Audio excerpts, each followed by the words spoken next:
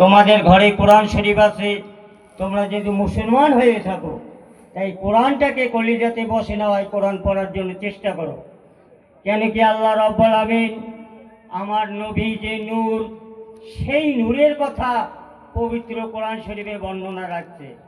ভাই 114টা সূরার মধ্যে 33 নম্বর সূরা, এই সূরা আল আজাব, সেই সূরা 46-47 নম্বর আয়াতে আল্লাহ রাব্বুল আমিন নিজে বলছে, আল্লাহ বলছে, হে নবী, এ নবী, তোমাকে আমি উজ্জ্বল প্রদীপ রূপে পাঠাইলাম।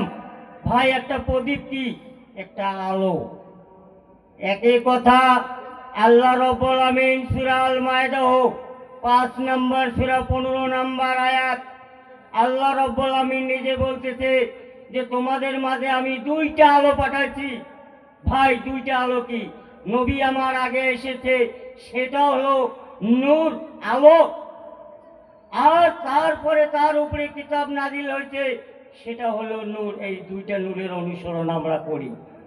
যে সমস্ত ভাইরা আজকে আমার নবী নূর মুহাম্মদকে বলতেছে যে আমাদের মতন ভাই, তারা এখনো তোবা করার জন্য চেষ্টা করো, আর সত্যভাবে তারা মুসলমান না হয়ে মরিও না। কেন সূরা আল ইমরান 102 নম্বর আয়াতে বলছে, আল্লাহ নিজেই বলছে, মরিও না।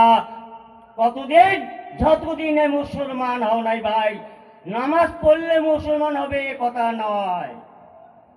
তাই ভাই আজকে 24 নম্বর সূরা, এই সূরা আন-নূরের 35 নম্বর আয়াতে আল্লাহ রাব্বুল আমিন নিজে বলতেছে যে আমি আসমান আর জমিনের নূর, সেই নূরের একটা বাতি, আলো, একটা কাজের পত্র। ভাই আমার নবী নূর, এই নূরের নবীকে তোমরা মাটির নবী বলিও না। কেন কি আল্লাহ রাব্বুল আমিন নবীকে বলছে, নবী, যখন কাফের ওর বেদিনরা নবীকে প্রশ্ন করতে যায়, তুমিও তো আমাদের মতন মানুষ। ভাই তখন সাক্ষাৎ জিবরাইল আলাইহিস সালাম আছে যে হে আল্লাহর দোস্ত, আল্লাহর মেহবুব, আল্লাহর হুকুম, যে তুমিও বলো যে আমিও তোমাদের মতন বাশার।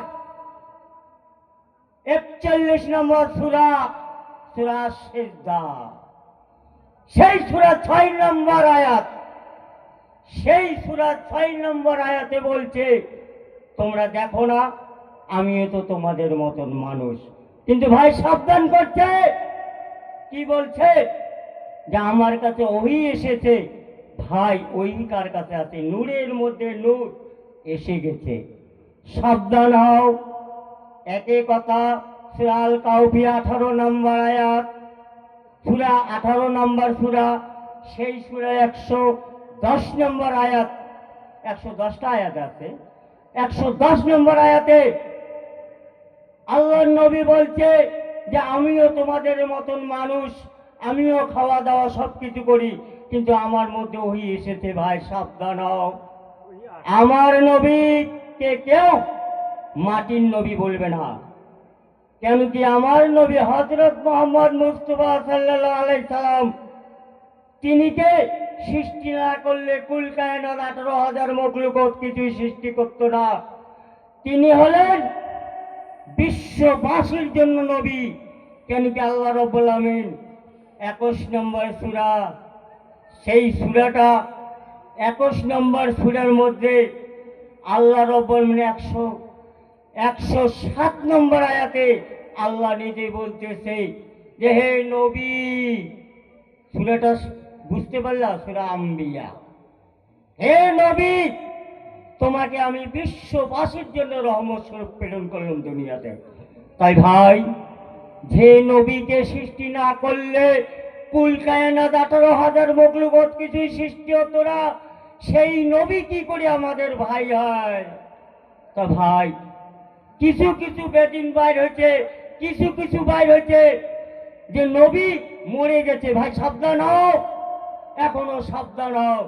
আমি মোহাম্মদ কসরুদ্দিন মিয়ার কথা নয়, আল্লাহ রাব্বুল আমিন নিজে বলছে সূরা আল বাকরা, সূরা বাকরা 2 নম্বর সূরার 154 নম্বর আয়াতে বলছে, আল্লাহর রাস্তায় যারা জিহাদ করে মৃত্যুবরণ করেছে তাদেরকে তোমরা মরা বলিও না।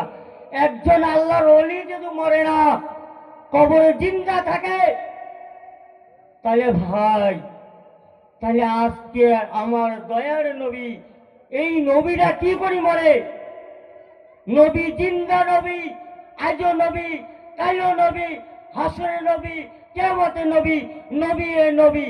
কেন কি আল্লাহ রাব্বুল আলামিন নিজেই বলছে ভাই, আজকে নবী যাকে সৃষ্টি না করলে কুল কায়নাত 18,000 মখলুকাত কিছু সৃষ্টি করতো না।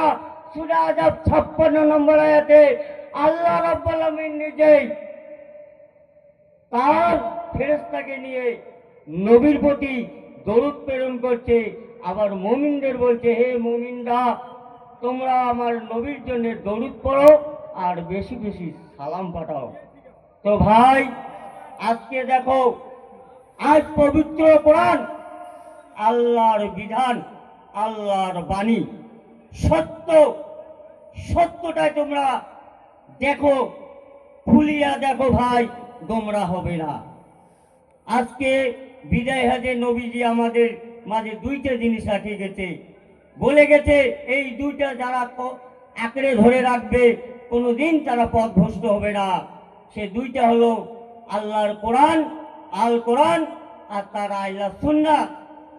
ইমাম হাসান হোসেন, মা ফাতেমা, হযরত আলী, এদেরকে অনুসরণ করো।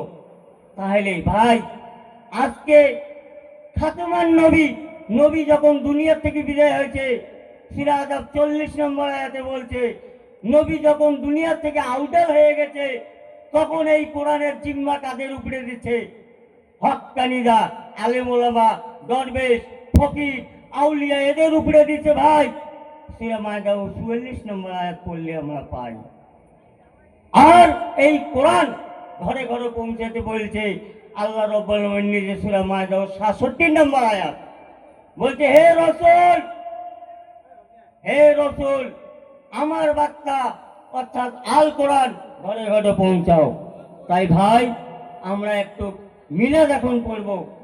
এই নবীর সম্মানের জন্য আল্লাহ নিজেই তার ফেরেশতাকে নিয়ে নবীর প্রতি দরুদ পড়ছে। আবার আল্লাহ হুকুম করছে, মুমিনরা, তোমরাও আমার নবীর জন্য দরুদ পড়ো আর বেশি বেশি সালাম পাঠাও। আল্লাহুম্মা সাল্লি আলা সাইয়্যিদিনা মুহাম্মাদ ওয়া আলা আলি সাইয়্যিদিনা মাওলানা মুহাম্মদ।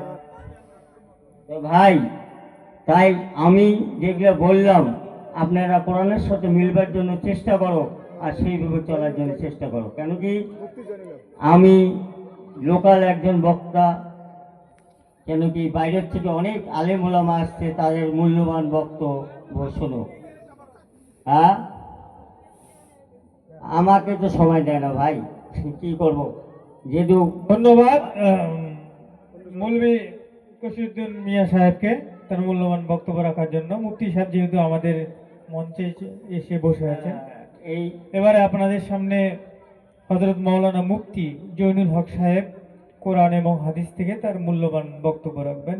আপনারা ধৈর্য সহকারে শুনবেন ইনশাআল্লাহ। উনি খুব ভালো বক্তা।